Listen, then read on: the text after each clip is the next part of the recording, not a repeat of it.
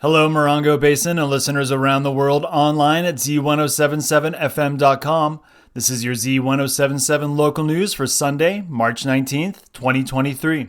While local and regional focus has been on California Fish and Wildlife's deliberations on permanently listing the western Joshua tree on the state's endangered species list, the same debate has been going on at the federal level.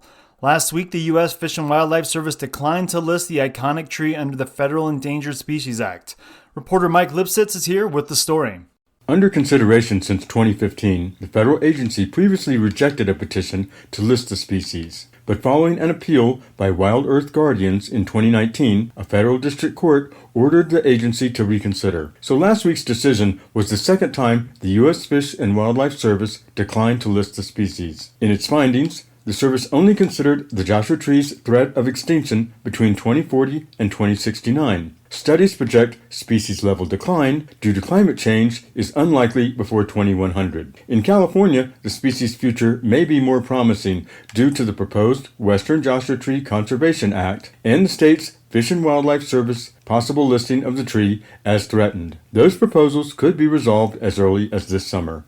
Earlier this month, the Western Joshua Tree Conservation Act out of Governor Gavin Newsom's office prompted the California Fish and Game Commission to again delay a decision on whether to list the species under the California Endangered Species Act.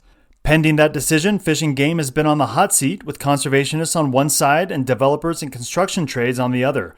The proposed Western Joshua Tree Conservation Act may offer the Fish and Game Commission a way to ease off the hot seat without getting burned.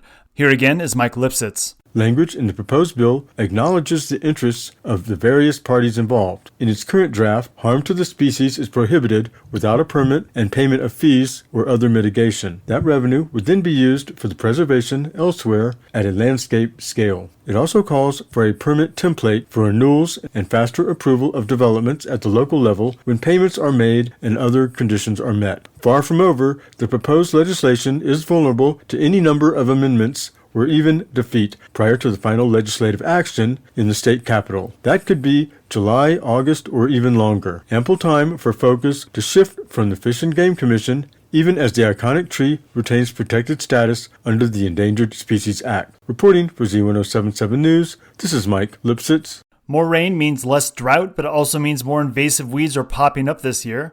London Rocket and Sahara Mustard are both easy to spot. They have big leafy bases with seed pods that jut out at about a 45-degree angle. Red brome and Mediterranean grass are also an eyesore. They not only pose a threat to native flowers while they're green, they quickly go to seed and dry out during the summer months, and they can ignite and spread wildfire quicker. We'll have pictures of the weeds you don't want on our website at Z107.7FM.com. And that's your local news. You can hear local news 7 times a day, 7 days a week at 7, 8, 9, noon, 4, 5, and 6. Reporting for the Morongo Basin News Leader, the award-winning Z107.7 News, this is Robert Hayden.